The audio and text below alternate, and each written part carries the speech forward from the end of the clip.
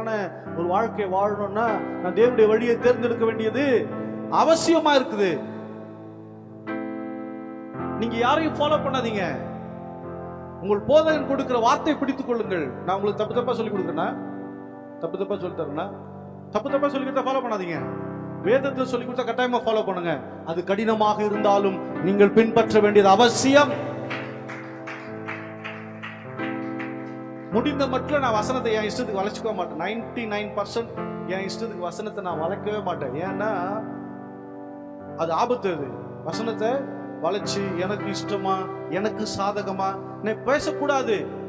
அது தவறா இருந்தாலும் பரவாயில்ல, எனக்கு 2 அறுப்பு போட்டு தப்பு இல்லை. ஆனா உங்களை முட்டாளாக்க நான் விரும்பவில்லை. அல்லேலூயா. புரியுதா அவங்க சொல்றது?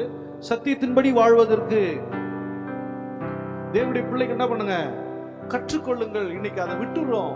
இங்கே பெத்லகேம் என்ற ஊர் இது இஸ்ரவேலுடைய கானான் தேசத்துக்கு உட்பட்டு இருக்கிறது. அந்த நாட்டில் அப்ப பஞ்சம். எப்ப நியாயாதிபதி நாட்கள்ல பஞ்சம். இந்த நாடு எப்படிப்பட்ட நாடு? அது நாடு பாலும் தேனும் ஓடுகிற தேசம். ஆனா என்ன இருக்குது அங்க? பஞ்சம்.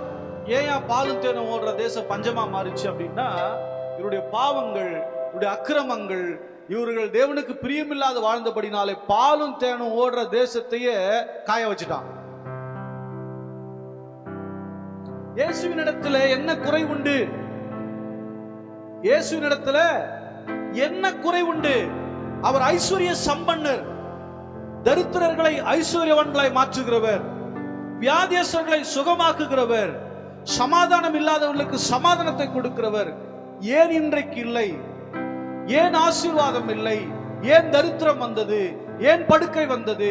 ஏன் குழப்பம் வந்தது? ஏன் சமாதான கேடு வந்தது? நாம் மீறும் போது, தவறும் போது இவைகளெல்லாம் நம்மை சூழ்ந்து கொள்ள ஆரம்பிக்கும். புரியுதா? பாலும் தேனும் ஓடுமா? ஏன் அப்படி? மாடு புல்களை மேய்ச்சி மேய்ச்சி மடியில பால் நிக்காம கறக்கவே தேவையில்லை, தானாகவே பால் போயிட்டே இருக்குமா. தேன் எங்க பார்த்தாலும் மலை தேன், பெரிய பெரிய ஆள் உயரமான தேன் கூடுகள் இருந்தபடினால தேனை எடுத்து சாப்பிடுறதுக்கு ஆளில் அவ்வளவு தேன். அதனால தேன் பாட்டு வடிஞ்சு போயிட்டே இருக்குமா. அது வந்து நிரம்பி நிரம்பி தேன் வடிந்து கொண்டு பாலும் தேனும். அப்படி ஒரு செழிப்பான தேசத்துல ஆகார பஞ்சம். நல்லா தானே இருந்தோம். ஏன் இந்த பஞ்சம் வருது? ஏன் இந்த தரித்திரம்? ஏன் இந்த சமாதான கேடு? கர்த்தரை விட்டு தூர போகும்போது, அருவருப்பாய் நடக்கும் போது பஞ்சம் வருகிறது. பஞ்சம் வந்த உடனே இவங்க எங்க போறாங்க? மோவாப் என்கிற பட்டணத்துக்கு போறாங்க. வழி மாறுறாங்க. என்ன பண்றாங்க? வழி மாறுறாங்க. ஆண்டவரே ஆண்டவரேன்னு வந்தாங்க. பாவம் செய்த பின்பு கர்த்தருக்கு பிரியமில்லாத போகும்போது தரித்திரம் வருகிறது, சமாதான கேடு வருகிறது. இப்பொழுது அப்படியே ஆராதனை எல்லாம் கஷ்டமா இருக்கும். தசமா கொடுக்கிறது கஷ்டமா தெரியும்.